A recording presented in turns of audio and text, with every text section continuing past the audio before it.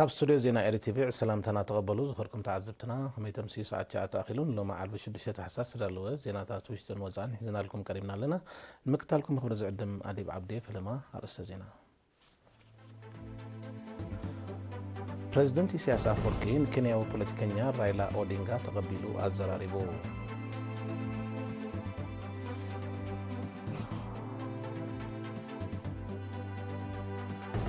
لوغ إيرترا أما بالعصر شدشوا علامة مكات مدر بدلت مدر أسمعوا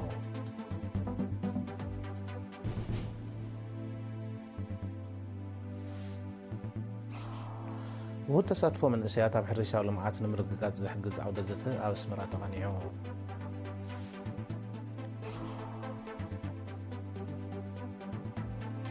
أو زيناتا توصاي تشاينان إيرانن كل مدى يوزن دنان بنفع أكثر حات رغابين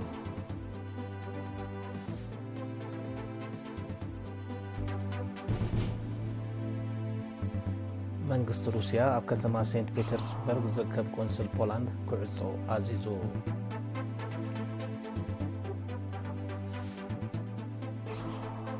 سراويت يوكرين أب كتشن عسران حمشان لعلى 30 شيح نايول قد سبع البونا برتفرق المقاوم أفيدو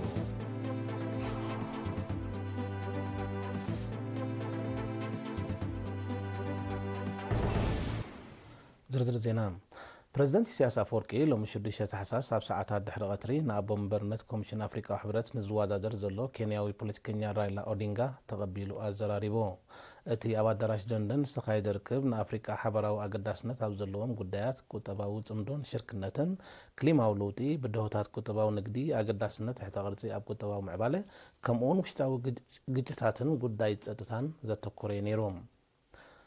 مستر أودينغا نيرينا بزهابو حبريتا علامات أب إرتراز فتزمون حدا معات مبصح أب سفلاليون أفريقيا زقدسو قدايات زلو حسابات نبريزدنت سياس نمكفل بقندو دما نتي أول حلقاتي كلتشن عسران حموشن مبر سلاسان شمونتن أخيبا مرحة أفريقيا وحبرت زكايد مرجع أبو مبرنت كوميشن أفريقيا وحبرت دمتن دقفن بريزدنت سياس أفورك نمركاب كم زخونة حبيروم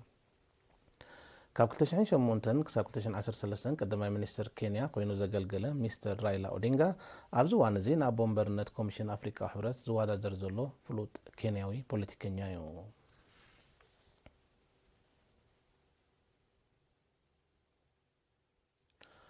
لوق إيرترا سعودية بزكان عزلوم بالعصر شدشة وعلامة مكات مدرب دانت مدر سميعو كابزوار كوات منيسر حرشان دبزحنا حبريتا قرم مسكال قبرز قابير بملكة زبزاب كوربايو كاب كلتك سب عصر سلسة حساس سب كتما رياض سعود عرب أبزكان عزلوم بالعصر شدشة وعلى حبرات هقرات مكات مدرب دانت زساتف زل لوق إيرترا أبسرع أخيباش ماقل قمقام تقبار وعلم مكات مدرب دانت مدر سميعو نتلوخ سمرح زلو أب منيسر حرشة وانا دايركتر كفل حرشاوي اكستنشن أتو سمرة أملسوم إيرترا أب مكات أعناوي صعبينات مدرب دانت مدكاي مريتن دركن تتقبر زل سرات جاوي مدباتن زلواتو فاينتن بزرزر أقريبو أتو سمرة أتم تبقصتات بمعوال ميلتاتن وطنن نمكلال صعبينات دركي مسفح بروغرامات اقابا ماي مدنفع مدبات معقاب حمدن ماين مقرابن محيال أقلولتات ميترولوجي بمعوال عام سبن كالتاتن كمون مترنع تصاتفو هزبن كل مشارخة المعاتن كمزت تقالولو قليسو نأدلاينت مبقاس بروجكتات وهود محدرة بهارية وحدقاتات أب كل زبطات هاقرنا تغيسو دما إيرترا مدكاي مريت نمكتاءن نمرقاءن زاعتووتو ولنتاو مبسعة قون علم الخوشة تتزلق المعات بعتب تسرحلو مهلا وقليسو أما ودأتات سمرة من قصة إيرترا ناينوحين حزير المدبات ممكات مدربة دان توصيو لمعات تمري أب قمقم بحرن أب كبابيز ركبوتاتاتن بنتفة سرحلو كم زلو بريهو أبتي أما مكات الوثات دركاتو كيرو زكايت زلو على لوخ إيرترا أب حفشة وأخيبا نايتوعل ركبات شماقل قمقم تقبارو علم مكات مدربة دانت أخيباتات شماقل السنفلتاتن تكنولوجين كمون أب أقدستي قدناو أخيباتاتن ركباتن بنتفة ساتف كم زلو هزباو ركبات منيسر حرشة حبيرو نبكال زينا مس نسجر وهو التساتفو من سيات أب حرشة ولمعات نمرققاز حقز عودة زته أب سفلالي زواتات ككايد مزنحو يفلات ما غزلتوت مالا أب سمرات غاني إلو وكيليرينا يوناتان عبين زدالو زبزاب داناي تسفازقي كتغربايا ጨንፈር ሃገራዊ ማሕበር መንእስያትን ተምሃሮን ምስ ጨንፈር ሕርሻ ብምትሕብባር ዝወድእብዎ ውሁድ ተሳትፎ መንእስያት ኣብ ሕርሻዊ ልምዓት ንምርጋእ ዝዓለመ ዓውደ ዘተ ብ5 ታሕሳስ ኣብ ኣስመራ ተቃኒዑ እቲ መደብ ኣካል ናይቲ ብደረጃ ሚኒስትር ሕርሻ ዝተታሕዘ ካብ 2024 ክሳብ 2028 ዝዝርጋሕ ናይ 5 ዓመታት ስትራቴጂካዊ ውጥን ንምስማር ዝካየድ ዘሎ ጻዕር ኮይኑ ተራን ኣበርክቶን መንእስያት ንምዕዛዝ ዝዓለመ እዩ ኣብቲ ብደረጃ ንኡዞባ ጎዳይፍ ዝተወደበ ዓውደ ዘተ ኣብ ምዕቃብ ሓመድን ማይን ከምኡን ልምዓት ብቕሊ ሃብቲ እንስሳን ሃብቲ ዓሳን ተጠሪ ዘሎ ተመክሮ ብመንፅር ተሳትፎ መንእስያት ዝገልጽ መዛተይ ጽሑፋት ቀሪቡ ሓላፊ ጨንፈር ሃማመትኤ ኣቶ ሳምሶም ክፍለ ኣብ ዘስምዖ ቃል መንእስያት ብዘለዎም ዓቕሚ ኣብ ሕርሻዊ ልምዓትን ማሕበረ ቁጠባዊ ዕብየትን ዝገብርዎ ኣስተዋጽኦ ቀሊል ስለ ዘይኮነ እቲ ዓውደ ዘተ ሓጋዚ ውፅኢት ከም ዝርከቦ ኣሚቱ ወኪል ክፍሊ ሕርሻን መሬትን ኣቶ አብርሃም አርአያ ብወገኑ ተራ መንእስያት ኣብ ምዕዋት ውሑስ ማእዛዊ መግቢ ንኹሉ ኣብ ኩሉ ዝብል ዕላማ ወሳኒ ከም ዝኾነ ብምሕባር ምስ ተግበርቲ ኣካላት ብኣካል ተራኺብካ ኣድማዕ ዕዮ ንምስልሳል ዝዓለመ ምዃኑ ኣፍሊጡ ኣማሓዳሪት ንኡዞባ ጎዳይፍ ወይዘሮ ትብለጽ ተወልደ ቢጊዳኣ ኣብ 2021 ዝተበጋገሰ ወፍሪ ሓምላይ ልምዓት ኣብ ባይታ ኣተባባዕ ውፅኢት ከም እተረኽቦ ብምጥቃስ ኣበርክቶን ተሳትፎን መንእስያት ኣብ ኩሎም ዝተታሕዙ መደባት ልምዓት ንክዓዝዝ ምትብባዕ ክግበር ተላብያ ሃገራዊ ማሕበር ሓርበኛታት ስንኩላን ኩናት ኤርትራ ስንኩላን ብዛዕባ ድሌታቶምን ባህግታቶምን ዝትይሉ መድረኻት እናፈጠረ ዓቕምታቶም ንምሕያል ጻዕርታት የካየድ ከም ዘሎ ሓላፊ ክፍሊ ውዳብን ሓበሬታን ኣቶ መሐመድ ኑር እድሪስ ገሊጾም ኣብ ዓሰብ ምስ ኣባላት ማሕበር ኣብ ዝገበሮ ርክብ ኣቶ መሐመድ ኑር ውዳብን ኣብ ዝተለንካዮ ዕላማ ዘብፅሕ ሓይሊ ከም ዝኾነ ብምጥቃስ ስንኩላን ናብ ማሕበር ተጠርኒፎም ተጠቀምቲ ዝፍጠሩ ዕድላት ክኾኑ ኣዘኻኺሮም ሳዕቢና ስንክልናን ምቅላል ማሕበር ንኣባላቱ ዓቕሚ ዝፈቕዶ ኣገልግሎታት ክህብን ደገፍ ክገብር መጽንሑ ብምሕባር ድማ ንኣድማዕነት ናይ ዝዝርግሕኡ ብምስፋሕን ቁጠባዊ ዓቕሚ ማሕበር ክብ ዘብል መዳያት ብምልላይን ንነጥፍ ከም ዘሎ ብሪሆም ኣቶ መሐመድ ኑር ኣብ መወዳእታ ኩነታት መነባብሮ ስንኩላን ንምሕያሽ ዝተጸንዐ ፕሮጀክታት ምትግባርን መጠነ ንኡስ ልቓሕን ምህለላን ምስፋሕን ካብ ቀንዲ መደባት ማሕበር ከም ዝኾነ ብምግላጽ ስንኩላን ብጉጅለ ተወዲቦም ኣብ ከባቢኦም ዘርብሖም ዓይነት ስራሕ ኣለልዮም ተጠቀምቲ ክኾኑ ተላብዮም ተሳተፍቲ ብወገኖም ኣብቲ ዞባ ዝነበረት ትካል ሰብ ዝሰርሖ መሓውር ስራሕ እትቕጽለሉ ኩነታት ክፍጠር ቁጠባዊ ምንጪ ክወሓሰሉ ዝኽእል ሞያዊ ስልጠናታት ክወሃብ ከምኡ እውን ዳግመ ምውዳብ ጨንፈር ክካየድ ዝብል ርእይቶታት ኣቕሪቦም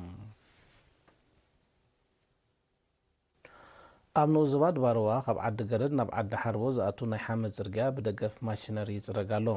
እቲ ካብ 21 ሕዳር 2024 ጀሚሩ 30 ዘሎ ዕማም ንዝነበረ ዘይጥጡሕ ጽርግያ ብምዕራይ ሕፅረት መጓዓዝያ ንምቅላል ዝዓለመ እዩ እዚ ከምዚ ኢሉ እንከሎ ህዝቢ ዓዲ ሓርቦ ነቶም ኣብቲ ስራሕ ተዋፊሮም ዘለዉ ኣባላት ፕሮጀክት 6 ዓዲ ሃሎ እኽለማይ ብምድላው ብ5 ታሕሳስ ናይ ምስጋና መደብ ገይሩሎም ኣካያዲ ስራሕ ፕሮጀክት 6 ዓዲ ሃሎ ኣቶ ቴድሮስ ገብረ የሱስ ህዝብን ዝገብረሎም ቀጻል ደገፍ ድሕሪ ምስጋን እቲ መስመር ቀጻልነቱ ንክውሓስ ግቡእ ምክትታልን ምክንኻንን ክግበረሉ ተላብዮም ኣማሓዳርን ዞባ ድባርዋ ኣቶ ፍረ ወንጌል ተክለ ሃይማኖት ድማ ዓድታት ማሕበራዊ ኣገልግሎታት ንኽረኽባ ንዝተላሰል ዘሎ ስራሕ ብምሙጋስ ህዝቢ ነቶም ኣብቲ ስራሕ ዝተዋፈሩ ንምትባዕ ዝወሰዶ ተበግሶ መርኣያ ሓጎሱን ሓበኑን ከም ዝኾነ ገሊጾም ኣብ መወዳእታ ኣበርክቶን ዝገበሩ ናይ ምስጋና ወረቐት ተዓዲሉ ኣብ ንዙባ ዓዲ ቀይሕ ኣብ ዝወርሒ ታሕሳስ ንዝካየድ ምርጫ ማሕደርቲ ከባቢ ኣካየዲ ስራሕ ኣነባብርትን ኣከብቲ ግብርን ጎስጓስ ተኻይዱ እዚ ኣብ 21 ምዛራት ከባቢ ኣብ ዝርከባ ልዕሊ 100 ዓድታት ዝተኻየደን ልዕሊ 6,000 ህዝቢ ዝተሳትፎን ጎስጓስ ህዝቢ ብንቕሓት ብዘይተጉላባነት ክመርሕዎን ከገልግልዎን ዝኽእሉ ክመርጽ ንምትባዕ ዝዓለመ እዩ ኣማሓዳርን ንዙባ ዓዲ ቀይሕ ኣቶ ሃብታይ ተስፋ ዝግብ ዝሃቦ ሓበሬታ እቶም ዝምረፁ ን3 ዓመታት ዘገልግሉ ምዃኑ ብምጥቃስ ተሳታፍነት ደቂ ኣንስትዮ ዕቱብ ኣቓልቦ ክወሃቦ ኣዘኻኺሩ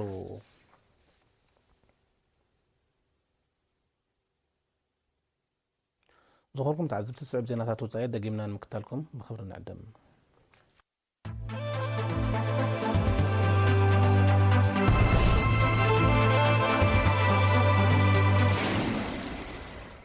ህዝባዊት ሪፐብሊክ ቻይናን ኢራንን ኩሉ መድያዊ ዝምድንአን ንምድንፋዕ ክሰርሓ ተረዳዲአን ላዕለዎት ሰመዚ ክልቲአን ሃገራት ብ5 ታሕሳስ ኣብ ከተማ ቤጂንግ ኣብ ዘካይዶ ዝርብ ሃገራቶም ቁጠባዊ ዝምድንአን ብሓፈሻ ንግዳዊ ምልዋጥ ድማ ብፍላይ ከስፋሓ ምዃነን ኣፍሊጦም ጸጥታዊ ዝምድንአን ክማዕብላ ምዃነን ዝጠቐሳ ክልቲአን ሃገራት ኣብ ምውሓዝ ዞባዊ ጸጥታውን ከም ዝተሓጋገዛ ኣነጺረን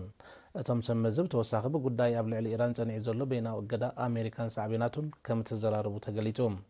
ኣብ መንጎ ኢራንን ኣሜሪካን ተፈጢሩ ዘሎ ፍልሊ ብዘተ ክዓርፍ ከም ዝግባእ እትገልጽ ቻይና እቲ ቤናዊ እገዳ ክለዓል ክትጽውዕ ጸኒሐላ መንግስቲ ሩስያ ከተማ ሴንት ፒተርስበርግ ዝርከብ ቆንስል ፖላንድ ክዕጾ ኣዚዙ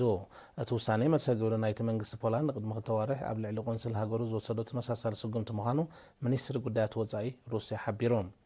መንግስቲ ፖላንድ ኣብ ከተማ ፓዝናን ዝርከብ ቆንስል ሩስያ ክዕጾን ሰራሕተኛታት ክወጹን ኣብ ዝሓለፈ ወርሒ ጥቅምቲ ከም ዝኣዘዘ ዝዝከር እዩ መሰረት ሓበሬታ ሚኒስትሪ ጉዳያት ወጻኢ ሩስያ ቆንስል ፖላንድ ካብ ፈለማ ወርሒ ናይ 2025 ክዕጾ ኣባላቱ ድማ ቅድሚቲ ናይ ምዕጻው ዕለት ካብ ሃገሩ ክወጹ እዮም መንግስቲ ሩስያ ብልዕሊ ሃገሩ ክውሰድ ንዝኽእል ተወሳኺ ተጻብኦት ስጉምታት ተመጣጣኒ ምላሽ ክህበሉ ምዃኑን ኣጠንቂቑሎም ፖላንድ ብፍላይ ድሕሪ ምውላዕ ኩናት ዩክሬን ኣብ ልዕሊ ሃገሩ እትወስዶ ተጻብኣ ስጉምታት ከም ዘሕለቶ እዩ መንግስቲ ሩስያ ዝወቅስ ምስ ቤላሩስን ሩስያን ብቐረባ እትዳወብ ኣባል ኔቶ ዝኾነት ፖላንድ ኣብ መሬታ ገዚፍ ሰራዊት ናይቲ ኺዳን ኣስፊራ ከም ዘላ ይፍለጥ ሰራዊቱ ዝመጽእ ዓመት ልዕሊ 30,000 ናይ ውግእ ሰብ ኣልቦ ነፈርቲ ክርከብ ምዃኑ ሚኒስትሪ ምክልኻል ዩክሬን ኣፍሊጡ ዝበዝሓ ካብቲ ነፈርቲ ካብ መሻርክቲ ሃገራት ዝተርፋ ድማ ውሽጢ ሃገሩ ብዝነጥፋ ኩባንያታት ዝፈርያ ምዃነን እቲ ሚኒስትሪ ሓቢሩሎም እተን ናይ ሓድሽ ወለዶ ነፈርቲ ኣብ ነዊሕ ርሕቀት ንዘሎ ዕላማታት ናይ ምውቃዕ ዓቕመን ልዑል ምዃኑ ድማ ገሊጹ ሃገራት ምዕራብ ንዩክሬን ዝገብርኦ ወታደራዊ ደገፍ ብፍላይ 2024 ብዓይነትን መጠንን ከም ዘበልኦ ዝፍለጥ እዩ መራሒት ኔቶ ዝኾነት ኣሜሪካ ዝሓለፈ ቅርባ ግዜ ናይ ነዊሕ ርሕቀት ሚሳይል ከምኡውን ከይፈርዩ ዝተኸልከሉ ጸረ ሰብ ነቶክቲ ናብ ዩክሬን ከም ዝለኣኸ ዝዝከር ኮይኑ እቲ ስጉምቲ ነቲ ኩናት መሊሱ ከም ዘኽረሮ ናይ ቀረባ ተዓዘብቲ ይጠቕሱ ዩክሬን በቲ ካብ ኣሜሪካ ዝተለኣኸላ ሚሳይል ኣብ ውሽጢ መሬት ሩስያን ዝርከብ ዒላማታት ድሕሪ ምጥቃዓ ሩስያ ልዕሊ ፍጥነት ድምፂ ብውንጨፍ ክሩዝ ሚሳይል ከም ዘጥቃዓታ ዝዝከር እዩ بحمشة تحساس ኣብ ሰሜናዊ ገማገም ክፍለ ሃገር ካሊፎርኒያ ሕብራት መንግስታት ኣሜሪካ 7 ሬክተር ምንቅጥቃጥ ምድሪ ተኸሲቱ በቲ ባህርያዊ ሓደጋ ብህይወት ሰብ ዝወረደ ጉድኣት እኳ እንተዘየለ መጠናዊ ንዋታዊ ጉድኣት ከም ዝሰዓበ ግና ሰብ መዛ ኣሜሪካ ገሊፆም እቲ ኣብ 10 ኪሎ ሜትር ማዕሞቕ ዘጋጠመ ምንቅጥቃጥ ኣብ ሰፊሕ ክፋልታ ክፍለ ሃገር ከም ተሰምዐ ተፈሊጡሎ ብሰንኪ እቲ ክስተት መጠንቀቕታ ሓደጋ ሱናሚ እኳ እንተተኣወጀ ጸኒሑ ግን ከም ተላዕለ ተሓቢሩ ኣብ ክፍለ ሃገር ካሊፎርኒያ ዓመታዊ ብገምጋም ካብ 6 ክሳብ 7 ሬክተር ዝዓቐኑ 5 ሓደጋታት ምንቅጥቃጥ ምድሪ ከም ዘጋጥም ጸብጻባት የነጽሩ ህዝባዊት ሪፐብሊክ ቻይና እንደ ሴት ታይዋን ምስ ተገብረ መሸጣ ኣጽዋር ብዝተኣሳሰረ ልዕሊ 13 ኩባንያታት ምክልኻል ኣሜሪካ እገዳ ወሲና ብዘይካዚ ምስ ጉዳይ ብዝተሓዝ ብርክት ዝበሉ ሰብ መዛ ኣሜሪካ እገዳ ተነቢድሎም ከም ዘሎ ሚኒስትሪ ጉዳያት ወጻኢ ቻይና ሓቢሩ እዚ ሓድሽ እገዳ ባንክታት ቻይና ዘሎ ንዋይ ናይተን ትካላት ዘደስክልን ምስ ትካላት ቻይና ንግዳዊ ንጥፈታት ከይካይዳ ዝኽልክልን ከምኡውን እቶም ሰብ መዚ ናብ ቻይና ከይገሹ ዝዓግት ከም ዝኾነ ተገሊጹ ምምሕዳር ፕረዚደንት ጆ ባይደን ዝሓለፈ ሰሙን ምስ ደሴት ታይዋን ናይ ልዕሊ $380 ሚልዮን ወታደራዊ ውዕል ከም ዝኸተመ ዝፍለጥ ኮይኑ ቻይና ነቲ ስምዕ መልሰ ግብሪ ክትበሉ ምዃና ኣጠንቂቓ እያ ቻይና ብዝሓለፈ ወርሒ ጥቅምቲ እውን ኣብ ልዕሊ ውሱናት መፍረዪ ኣጽዋር ኣሜሪካ ተመሳሳሊ እገዳ ከም ዘጽደቐት ዝዝከር እዩ ኣሜሪካን ተቃውሞን ጻውዒትን ቻይና ዕሽሽ ምባል ምስ ደሴት ታይዋን ናይ ቢልዮናት ዶላር ወታደራዊ ስምዕ ከቲማ ከም ዘላ ጸብጻባት ይረድኡ እቲ ወታደራዊ ስምዓት ዝምድና ክልቲአን ሃገራት ዘኽርር እምበር ነታ ደሴት ንምጽምባር ዝዓግት ከም ዘይኮነ ቻይና ክትሕብር ጸኒሓ ዘላ ሩስያን ሰሜን ኮርያን ዝኸተሞ ስትራቴጂካዊ ጸጥታዊ ውዕል ካብ 5 ታሕሳስ ተግባራዊ ከም ዝኾነ ፍሊጠን እቲ ኣብ ወርሒ ሰነ ናይዚ ዓመት ኣብ መንጎ መራሕቲ ክልቲአን ዝተበጽሐ ሓበራዊ ጸጥታዊ ስምዕ ሓንቲአን ምስ እትጥቃዕ እታ ካልአይቲ ስጉምቲ ክትወስድ ዘኽእል እዩ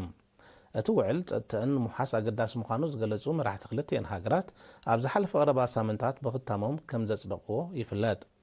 ፕረዚደንታት ቭላድሚር ፑቲንን ኪም ጆንግ ኡንን እቲ ስምዕ ዞባዊ ጸጥታ ብሓፈሻ ጸጥታ ኤስያ ፓሲፊክ ድማ ብፍላይ ንምሓስ ተርኡ ልዑል ምዃኑ ገሊፆም ኣለዉ ኣሜሪካ መሻርክታ ደቡብ ኮርያን እቲ ጸጥታዊ ውዕል ከም ዘሻቐለን ብምሕባር ወታደራውን ጸጥታውን ዝምድነአን ከም ዘሒላ ክሕብራ ጸኒሒና ኣለዋ ሩስያ ኣብ ምድንፋዕ ወታደራዊ ጽላት እትነጥፍ ሳተላይት ዝሓዘት መንኮርኮር ብ5 ታሕሳስ ብዓወት ከም ዝወንጨፈት ሓቢራ እታ ሳተላይት ድሮን ኣብቲ ዝተደለየ ርሕቐት ከም ዝዓለበት ዝጠቐሰ ሚኒስትሪ ምክልኻል ሩስያ ጸጥታ ክልል ኣየር ሃገሩን ምሓስ ኣብ ዝካየድ ንጥፈታት ኣበርክቶ ከም ዝህልዋ ኣረዲኡ ሩስያ ኣብ ዝሓለፈ ወርሒ ሕዳር እውን ክልተ ናይ ኢራን ዝርከበን ብርክት ዝበላ ሳተላይታት ከም ዝወንጨፈት ይዝከር ኣሜሪካ ኣብ ዝሓለፈ ቀረባ ዓመታት ፍሉይ ኣሃዱ ጠፈር ምድኳና ዝፍለጥ ኮይኑ እቲ ስጉምቲ ሩስያ ትርከበን ሃገራት ጸጥታ ክልል ኣየርን ንምሓስ ንጥፈታትን ክሒላ ከም ዝደፋፍአን ጸብጻባት ይረድኡ أمونغو أمريكان روسيان تنحس سمع كفوت كل عير أبز حلف عامت كم زفرسة يفلات زيناتات المزام أرسال زينا خدق ملكم بريزيدنت إسياس أفوركي كينياوي بوليتيكينيا رايلا أودينغا تقبلوا الزراريو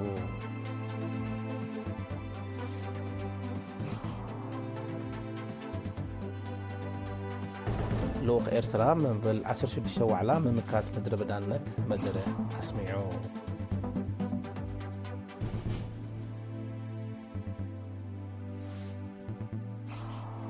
وتصادفوا من سياتا بحرشة ولمعات المرققات زي حقز عودة زته أبس مرا تقانيعو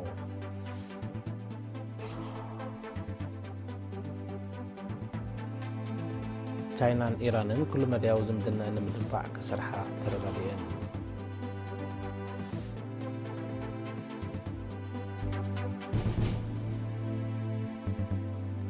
منغس روسيا كتما سينت بيترسبرغ زركب قنصل بولاند كعزو عزيزو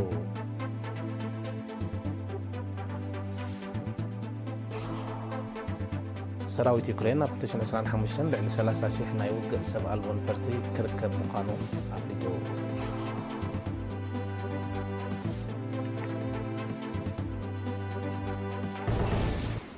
بارك زقركم تعذبتنا ساعة سجالو زينا تاتاب سجازي ملو سلام كتالكم نمسكن مشترك مدباتنا نحد لكم بوغنا بقشات